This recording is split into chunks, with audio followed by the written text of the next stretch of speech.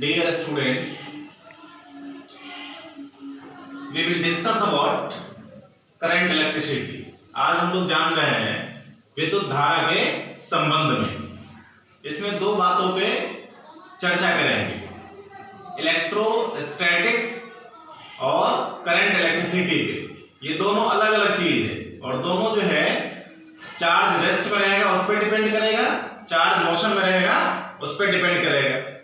इससे पहले हम जानते हैं कि इलेक्ट्रॉन किसी बॉडी में मूव करेगा, कैसे मूव करेगा। तो दो बॉडी है, एक बॉडी ए है जिसपे +5 वोल्ट और दूसरा बॉडी बी है जिसपे +3 वोल्ट है। इन दोनों को एयर में सेपरेट कर दिया गया है और जब ये दोनों बॉडी एयर में सेपरेट है, क्या किए हैं, इसको एक वायर से कनेक्ट कर दिए हैं। ये वायर, और जब इसको वायर से कनेक्ट करते हैं तो ये जो फ्री इलेक्ट्रॉन है वो मूव करेगा बॉडी बी से ए की तरफ। Free electron move from B to A, free electron. तो यहां फ्री इलेक्ट्रॉन मूव किया बी टू ए की ओर। Free electrons will flow from free electrons will flow from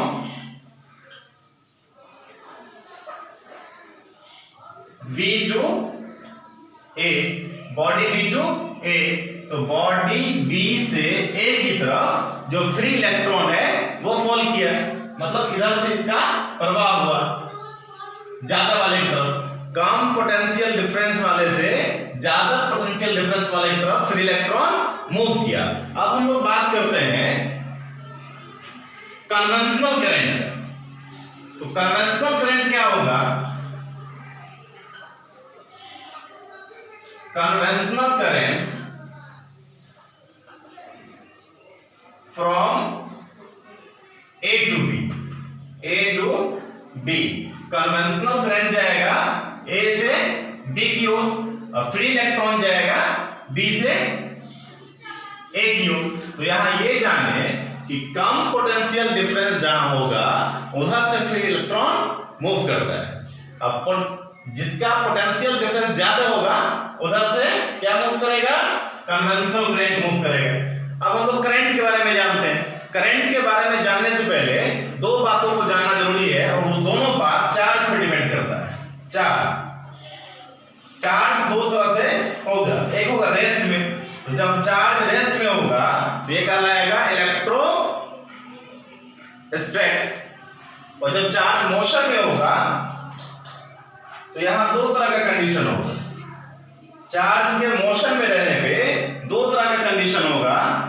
एक कंडीशन होगा कांस्टेंट में, मतलब यहां कांस्टेंट वेलोसिटी होगा। एक में हो जाएगा कांस्टेंट वेलोसिटी और दूसरी तरफ हो जाएगा variable velocity.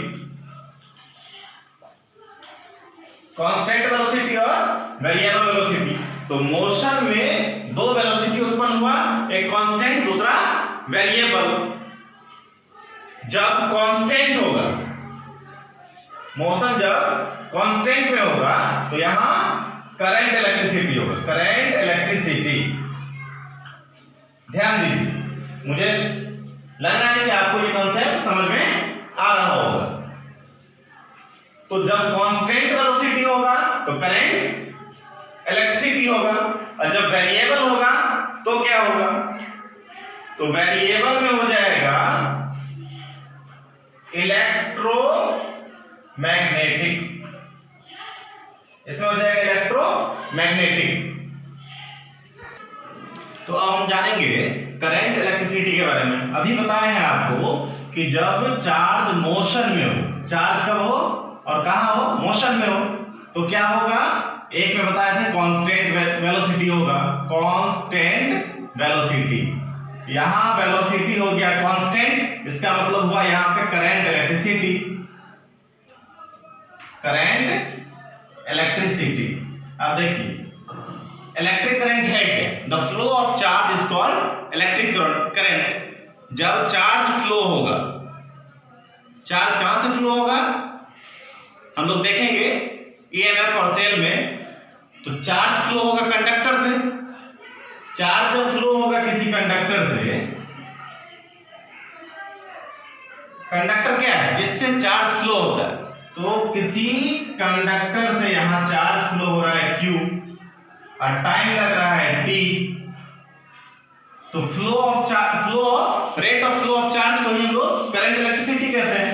I is equal to हो जाएगा Q by T, charge flow by time. Here I is equal to electric current. अब ये जो I है, यहां इस I को दो तरीके से जानते हैं, एक होगा इंस्टेंटेनियस और एक I को हम लोग जानते हैं एवरेज। तो I इंस्टेंटेनियस के लिए क्या फॉर्मूला होगा? ये जो इंस्टेंटेनियस है, इसका मतलब क्या हुआ? कम करंट फ्लो हो रहा है, तो कम करंट फ्लो होगा तो डेल dq बाय dt। और एवरेज होगा, एवरेज निकालेंगे तो हो जाएगा delta q by delta t। अब ये delta q by delta t है, ये चार्ज है, तो चार्ज को हम लोग पहले से जानते हैं। Charge q is equal to क्या होता है? ne। q is equal to ne, तो I is equal to q by t is equal to ne by t। यहां जानेंगे कि n के बारे में। E तो आप अच्छे से जानते हैं, वैल्यू ऑफ E क्या होगा? 1.6 into 10 to the power minus 19 coulomb minus 1.6 into 10 to the power minus 19 coulomb. तो ये हम लोग जान गए I is equal to QT को। अब हम लोग जानेंगे इलेक्ट्रोस्टैटिक के बारे में। इलेक्ट्रोस्टैटिक इसका डेफिनेशन जानेंगे, फिर हम लोग जानेंगे करंट इलेक्ट्रिसिटी के बारे में, उसके डेफिनेशन के बारे में, और इलेक्ट्रिक करंट को अच्छे से हम लोग ड्राइव करेंगे। Electrostatic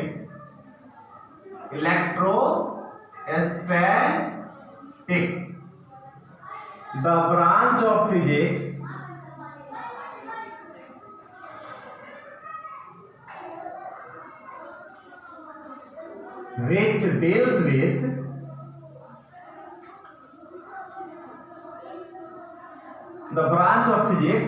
which deals with charges at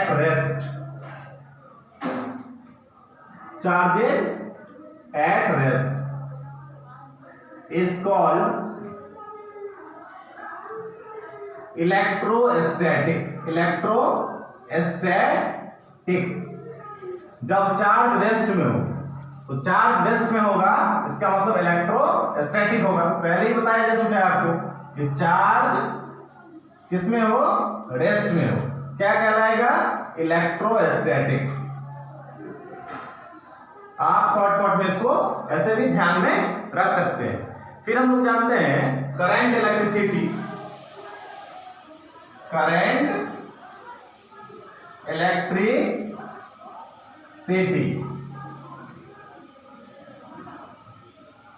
the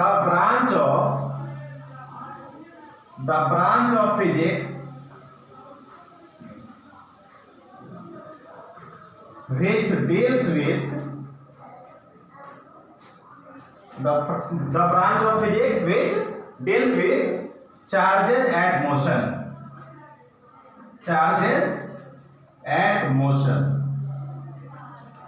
is called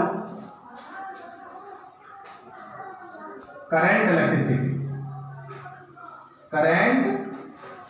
electricity. क्या कहा यहां? मोशन में हो, चार्जेज एट मोशन और चार्जेज एट रेस्ट। तो दोनों जगह चार्ज की बात कर रहे हैं। जब चार्ज रेस्ट में होगा, चार्ज किस में होगा? रेस्ट में होगा। जब चार्ज रेस्ट में होगा तो क्या होगा? इलेक्ट्रोस्टैटिक हो जाएगा। जब चार्ज मोशन में होगा तो क्या होगा? करंट इलेक्ट्रिसिटी हो जाएगा। अब हम यहां देख रहे हैं चार्ज है, तो चार्ज किस में है? मोशन में। और जब चार्ज मोशन में है तो क्या होगा? चार्ज जब मोशन में हो तो यहां दो तरह का वेलोसिटी उत्पन्न होगा। एक होगा कांस्टेंट वेलोसिटी और दूसरा होगा वेरिएबल वेलोसिटी।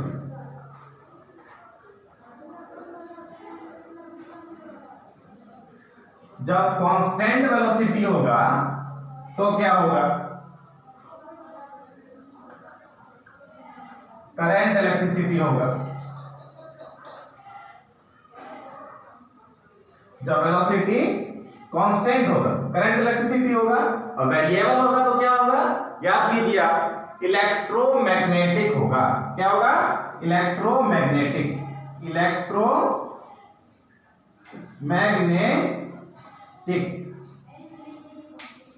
तो दो बात यहां पे हम लोग जाने, एक चार्ज रेस्ट में है, दूसरा चार्ज मोशन में है। जब चार्ज रेस्ट में है तो इलेक्ट्रोस्टैटिक है, जब चार्ज मोशन में है तो क्या है? दो वेलोसिटी उत्पन्न हुआ, कांस्टेंट और वेरिएबल। कांस्टेंट हुआ तो क्या हुआ?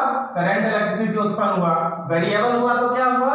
इलेक्ट्रोमैग्नेटिक हो गया, इलेक्ट्रोमैग्नेटिक। अब हम इस टॉपिक में करंट इलेक्ट्रिसिटी को जानने जा रहे हैं।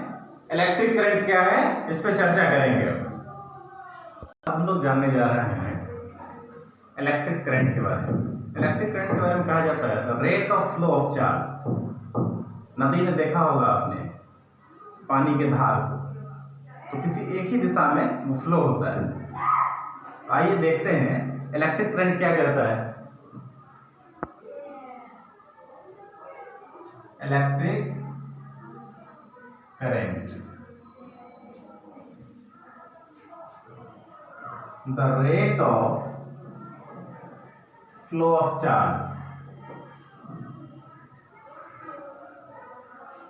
is called electric current.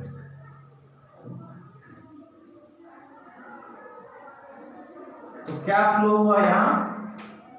Current, charge flow हुआ।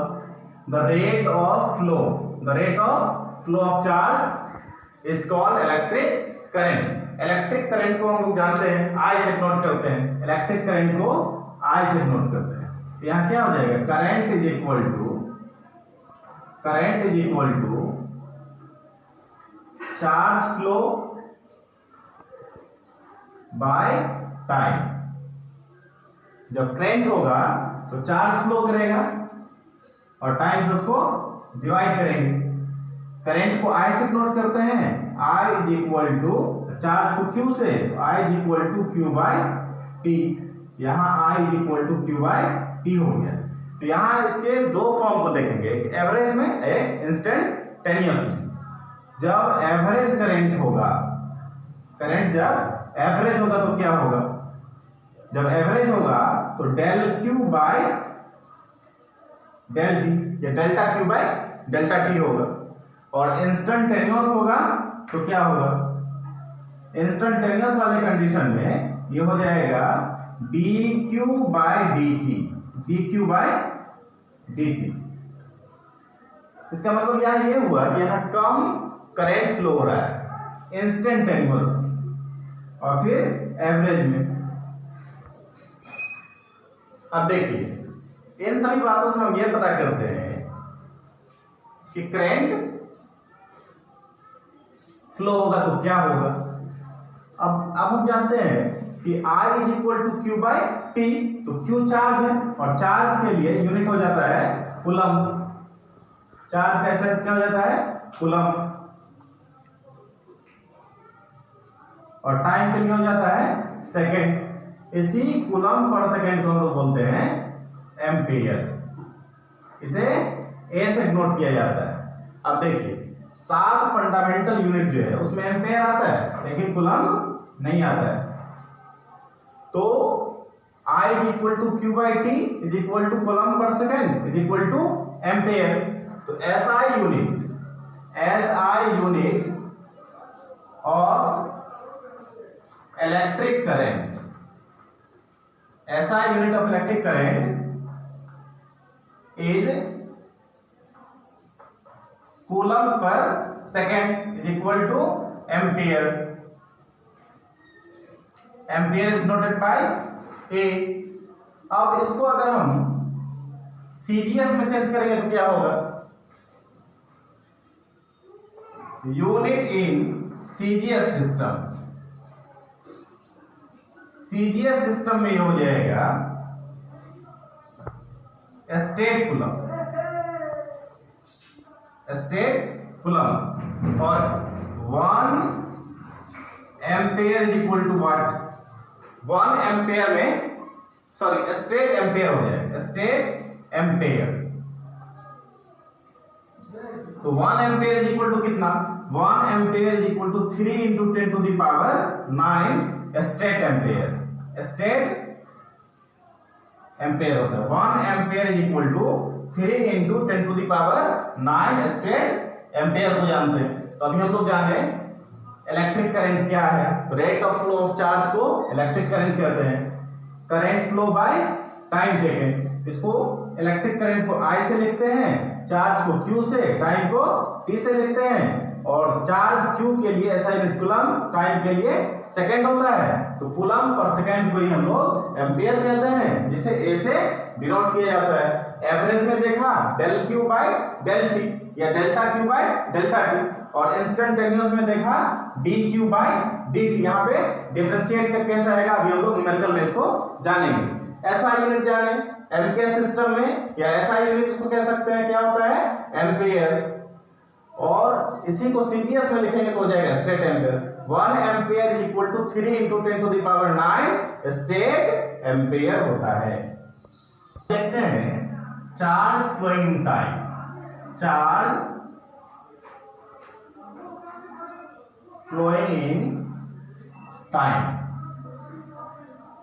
टाइम के साथ चार्ज फ्लो होगा, क्या होगा, देखिए हम लोग क्या जाने, I is equal to Q by T, I is equal to Q by T, तो Q इज इक्वल टू क्या हो जाएगा, I T, I is equal to Q by T, I is equal to Q by T, Q is equal to I T. और ये जो Q है, इस Q के लिए क्या जानते हैं, Q is equal to N, Q is equal to N, तो Q के लिए एन का यूज करेंगे। जब Q के लिए एन का यूज करेंगे तो यहाँ n क्या है, here n is equal to what, n है number of electrons, number of electrons, n हो गया number of electrons flowing in time t, number of electrons flowing in time t। और E क्या है, जानिए, पहले से आप जानते होंगे E के बारे में, E इलेक्ट्रोस्टैटिक चैप्टर पढ़े होंगे, उसमें E क्या है, चार्ज ऑफ 1 इलेक्ट्रॉन, तो E हो गया charge of 1 electron, charge of 1 electron, एक इलेक्ट्रॉन पे चार्ज, इसका वैल्यू कितना होगा, -1.6 into 10 to the power -19 coulomb. E is equal to -1.6 into 10 to the power -19 coulomb होता है। I इज इक्वल टू क्या जानते हैं, I इज इक्वल टू जानते हैं Q बाई T, और Q इज इक्वल टू क्या जाने हैं, Ne, तो क्या इस Q के जगह हम लोग Ne यहाँ पुट कर सकते हैं, I इज इक्वल टू हो जाएगा Ne by T, I is equal to हम लोग क्या जाने, Ne बाई T, तो I को जाने हम लोग Ne बाई T। अब देखिए, अब ये जानना है हम लोगों को इलेक्ट्रिक करंट जो है वो कौन सा क्वांटिटी है, वेक्टर क्वांटिटी है या स्केलर क्वांटिटी है या कोई और क्वांटिटी है। तो इलेक्ट्रिक करंट जो है,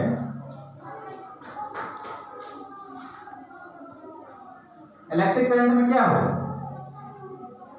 वेक्टर क्वांटिटी किसे कहते हैं, जिसमें मैग्नीट्यूड और डायरेक्शन दोनों, मैग्नीट्यूड एंड डायरेक्शन बोथ, तो इसमें मैग्नीट्यूड भी है, मैग्नीट्यूड भी है और डायरेक्शन भी, तो मैग्नीट्यूड और डायरेक्शन दोनों है, लेकिन ये वेक्टर क्वांटिटी नहीं होगा। करंट इलेक्ट्रिसिटी में मैग्नीट्यूड और डायरेक्शन रहने के बावजूद भी ये वेक्टर क्वांटिटी नहीं होगा।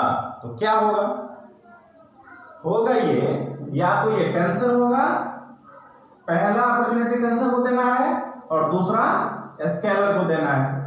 ये हम लोग स्टैंडर्ड फिजिक्स में जानते हैं, इलेक्ट्रिक करंट का ऐसा ही टेंसर होता है। आप बीएससी एमएससी में जानेंगे इलेक्ट्रिक करंट जो है उसका एसआई क्या होगा, टेंसर। आपको अभी जो है स्केलर जानना है, इंटरमीडिएट में हम लोग स्केलर ही जानते हैं इसको। टेंसर क्वांटिटी क्या है 11th में आप लोग जाने होंगे। टेंसर क्वांटिटी में ना ही स्केलर का गुण होना चाहिए ना ही वेक्टर का गुण होना चाहिए, उसे वो क्या कहते हैं, टेंसर कहते हैं। अब देखिए यहाँ पे एक बात आपसे कहा जाएगा, current does not vector law of addition, current does not vector law of addition. Vector law of addition को ये फॉलो नहीं करता। हम जानते हैं ना A square plus B square plus 2ab plus cos 2ab cos theta, इस तरह से हम लोग फॉर्मूला जानते हैं। इसको ये बिल्कुल भी फॉलो नहीं करता है। क्यों? क्योंकि यहाँ नंबर ऑफ इफेक्ट या number of no effect of angle, sorry, यहाँ पे कोई एंगल है उसका कोई इफेक्ट नहीं होगा। जैसे देखिए यहां से 2 एम्पीयर करंट और यहां से 3 एम्पीयर करंट फ्लो होता है और बीच में एंगल है 60 डिग्री का, तो कितना कुल कितना एम्पीयर फ्लो हुआ, 5 एम्पीयर, 3 और 2। तो यहाँ पे जो एंगल है इसका इस पे कोई इफेक्ट नहीं पड़ा, no effect of angle, no effect of angle, angle का यहाँ पे कोई इफेक्ट नहीं पड़ा। इसी तरह से हम जानते हैं यहाँ से 3 एम्पीयर इलेक्ट्रिक करंट जो है फ्लो हो रहा है और फिर ऊपर जाके हो जा रहा है 2 एम्पीयर और बीच में 90 डिग्री का एंगल बना, तो क्या हो जाएगा यहाँ 3 और 2 मिलके 5 एम्पीयर करंट टोटल हो गया यहाँ। तो यहाँ पे एंगल का कोई इफेक्ट नहीं पड़ा। एंगल का जब कोई इफेक्ट नहीं पड़ेगा तो क्वांटिटी क्या हो जाएगा, या तो टेंसर होगा या स्केलर होगा। क्वेश्चन पूछा जाता है electric current is dash quantity, objective question में पूछा जाएगा electric current is dash quantity, electric current कौन सा क्वांटिटी है। तो इसके बारे में हम लोग जानते हैं, ऑप्शन दिया रहेगा ए वेक्टर, बी स्केलर, सी टेंसर।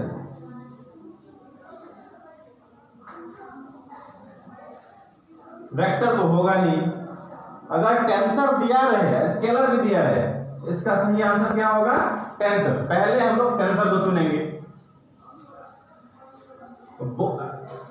और टेंसर नहीं दिया रहेगा स्केलर को चुनेंगे, दोनों ही आंसर अपने जगह ठीक है। तो हम लोग क्या जाने कि इलेक्ट्रिक करंट जो है वो कौन सा क्वांटिटी होगा, स्केलर क्वांटिटी। आपको याद रखना है कि स्केलर क्वांटिटी होगा।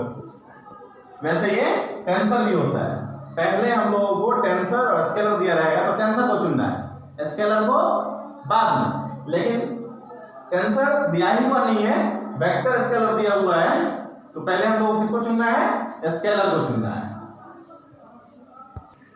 तो अभी एक हम फॉर्मूला देखें, क्या फॉर्मूला देखें, I is equal to Q by T से, क्यू के जगह क्या लिए थे, N by T, N by T. Numerical problem देखिए, इसी बेस पे ये न्यूमेरिकल है। each second 10 to the power 7 electrons from right to left across a cross section, एक क्रॉस सेक्शन है, आप बाहर से बैटरी खरीद के लाते हैं, उस पे लिखा रहता है 12 वोल्ट। कैसे पता करेंगे कि 12 वोल्ट का है, हम धूप दिखा के लेते हैं, बल्ब सटा के लेते हैं कि बल्ब जो है जल रहा है या नहीं। लेकिन ये कैसे पता चलेगा कि ये बैटरी जो है 12 वोल्ट का ही है, तो इसे आगे कॉन्सेप्ट में क्लियर करेंगे हम लोग। जानिए ये क्रॉस सेक्शनल एरिया है, क्या कहा, each seconds 10 to the power 7 electrons from right to left across a cross section of a wire, cross section of a wire, एक वायर से इसको कनेक्ट कर दिया गया है, attached to the two terminals of a battery, battery के दोनों terminal पे दोनों टर्मिनल पे एक वायर से इसको कनेक्ट किया जाता है। क्या कह रहा है कैलकुलेट करने के लिए? Calculate the magnitude and direction of current in the wire. यहाँ पे आपको क्या करना है? कैलकुलेट मैग्नीट्यूड और direction both. Magnitude direction both हम लोग करने के लिए क्या करेंगे? क्या जानते हैं? क्या दिया हुआ है इस पे ध्यान देना है। दिया हुआ है n का वैल्यू, n इज इक्वल टू कितना दिया हुआ है? n इज इक्वल टू दिया हुआ है 10 टू द पावर 7। e पता ही है, e क्या है? 1.6 into 10 to the power -19 coulomb. और टाइम दिया हुआ है, देखिए 1 सेकेंड। 1 सेकेंड का मतलब क्या? प्रत्येक सेकेंड, 1 सेकेंड में, तो time is equal to 1 second. Formula क्या जानते हैं? I is equal to NE by T. I is equal to जब NE बाई टी दिया हुआ हो तो n का वैल्यू पुट करेंगे 10 टू द पावर 7 और e का वैल्यू पुट करेंगे 1.6 इंटू 10 टू द पावर -19 और टाइम है 1 सेकेंड। मल्टीप्लाई करके 1 से डिवाइड करेंगे, आ जाएगा इलेक्ट्रिक करंट। किसमें आएगा? एम्पियर में आएगा। किसमें आएगा? एम्पियर में। तो आप इसको फाइंड कर लेंगे। दूसरे नंबर के क्वेश्चन से हम लोग जानते हैं इसको। फिर if Q is equal to t square plus 4t plus 5, यदि Q बराबर दिया हुआ है t square plus 4t plus 5, तो फाइंड क्या करना है? Find I instantaneous. करंट जो है इंस्टेंटेनियस में फाइंड करना है। तो करंट इंस्टेंटेनियस में फाइंड करना होगा, इसके लिए क्या दिया रहेगा? टाइम दिया रहेगा। At t is equal to 3 second. Time दिया हुआ है t, कितना? 3 सेकेंड।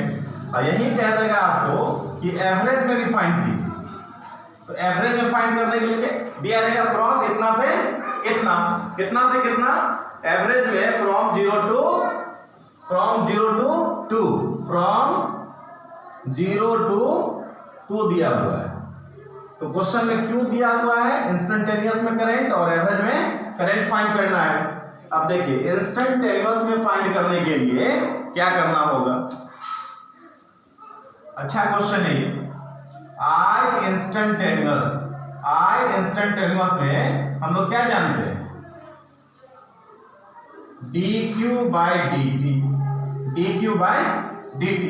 तो dq बाई dt जब जानते हैं तो इसको डिफरेंशिएट करेंगे, और जब t स्क्वायर को डिफरेंशिएट करेंगे तो क्या हो जाएगा? 2t हो जाएगा। और 4t को डिफरेंशिएट करेंगे तो क्या हो जाएगा? 4 हो जाएगा। और 5 को डिफरेंशिएट करें तो क्या हो जाएगा? लड्डू हो जाएगा। डिफरेंशिएशन आप लोग जानते होंगे। 2t प्लस 4 और 5 को डिफरेंशिएट किया तो हो गया 0।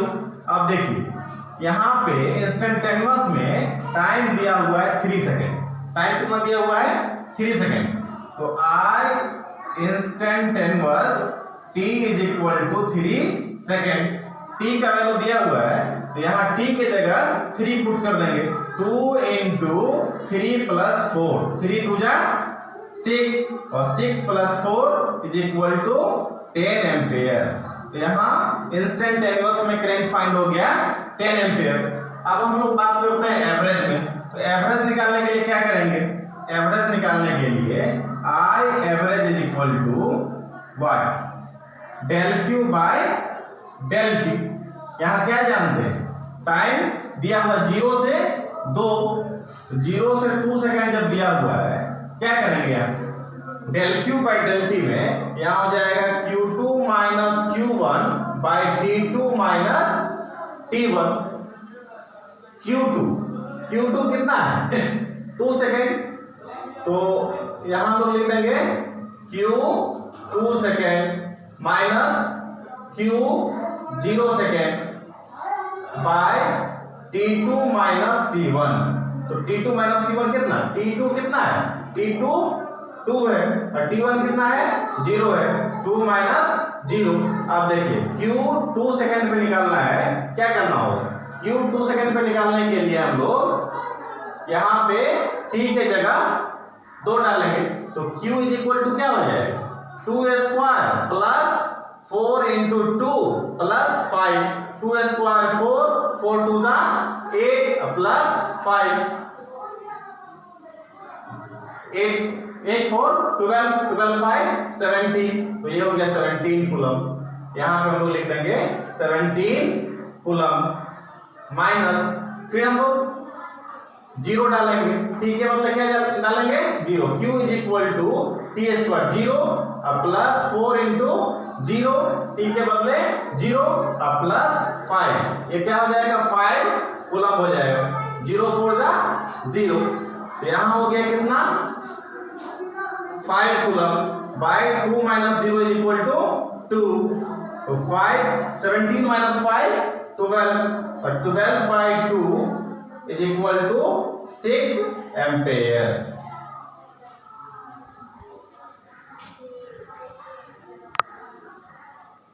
मैं आशा करता हूं कि आपको करंट इलेक्ट्रिसिटी का ये वाला टॉपिक अच्छे से समझ में आ गया होगा। आप हमारे चैनल को लाइक शेयर सब्सक्राइब करें। Thank you.